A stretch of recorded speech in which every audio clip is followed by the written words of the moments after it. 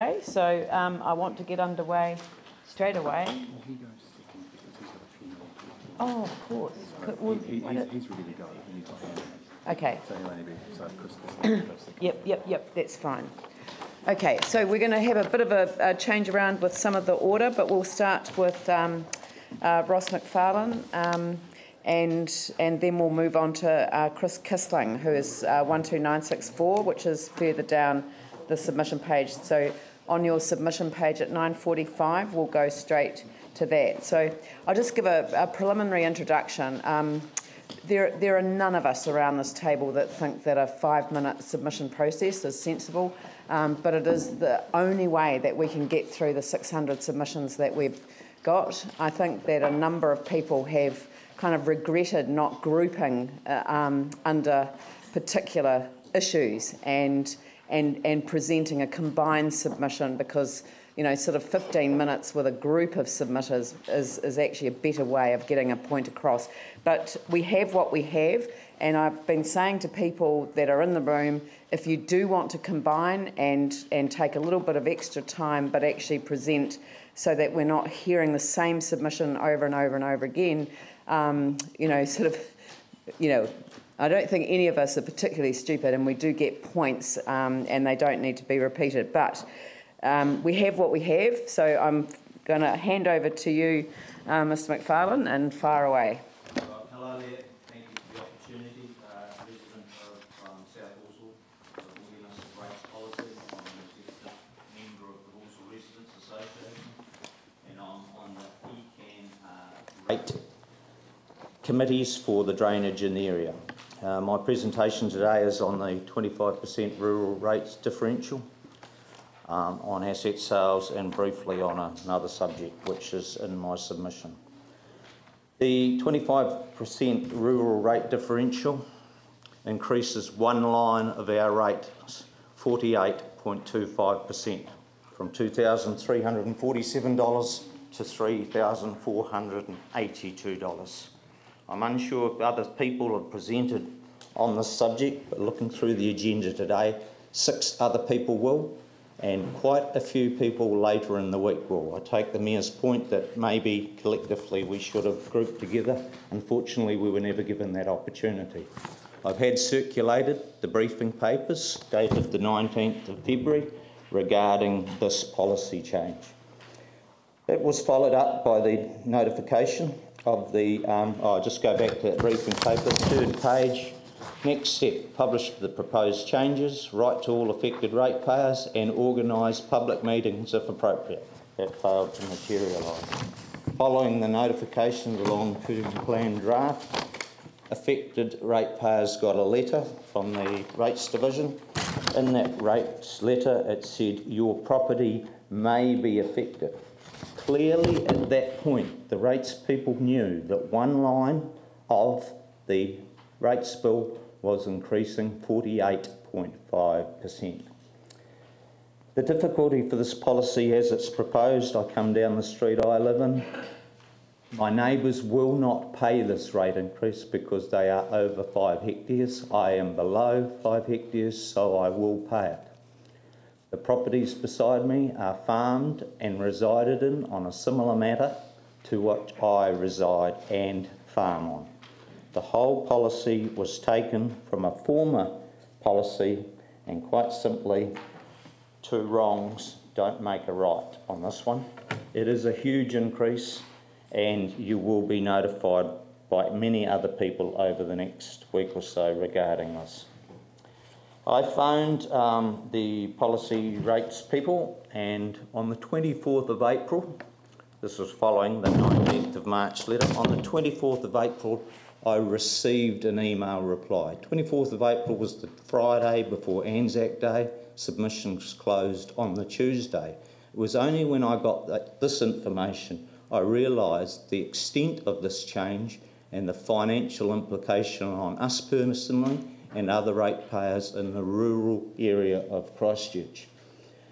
I gave to the Rates Policy Manager a number of examples which I believe are a fairer way of approaching this, And these were properties in our area also which pay a split rating charge. In other words, that portion is rural, they pay for that. This portion is residential, they pay for that. His statement was, I'm interested in the split rating system applied to properties you mentioned, which is something how I have not seen applied to rates before. But it's in our rating documents already. Although the idea has some appeal, I can see it has drawbacks. I will say though, this frankly would be a significant improvement on the present situation. So there's a policy in place the funds rating people haven't looked at. Instead, they're charging ahead with this unconsulted policy change. I said to him, it's opening a can of worms. He said, the can is already open. I said, let sleeping dogs lie. As with this change, 548 people have been overcharged their rates and will require a credit. That credit goes back for 5 years. A can of worms is indeed open. Two wrongs, as I say, don't make a right. This whole policy needs to be readdressed. It is unfair. Rates are about fairness. No one likes to pay rates, but all we do and all we ask is we pay our fair share.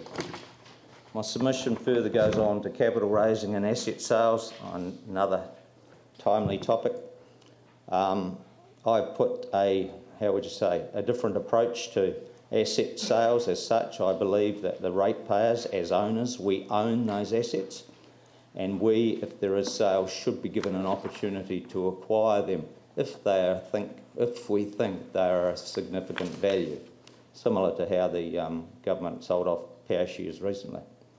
I'm also very concerned about capital raising and assets generally, that an example of $80 million payment from Orion to this council to help, our council, to help with our rates is in fact borrowed money.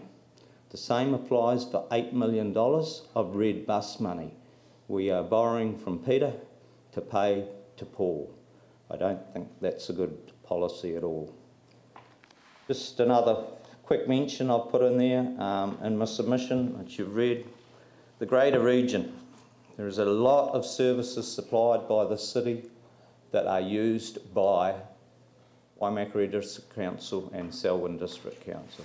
I believe a super city model may enable us to share the burden over a greater number of people over a greater area. Obviously it's a topical issue in Auckland. I've also mentioned I'm unlikely to get government, help for us, because unfortunately the Waimak District and the Selwyn District Council are the two largest majority National Party electorates in the country. So I don't think they are going to be too worthy of it. I'm just going to sum up by using some lyrics from a song from Peter Garrett, Midnight Oil. You can hum it to yourselves all day. The time has come. A fact's a fact. We've got to pay our rent. We've got to pay our share. Going back to our issue, share is a fair share of the rates burden, which is misappropriately applied across the rural sector.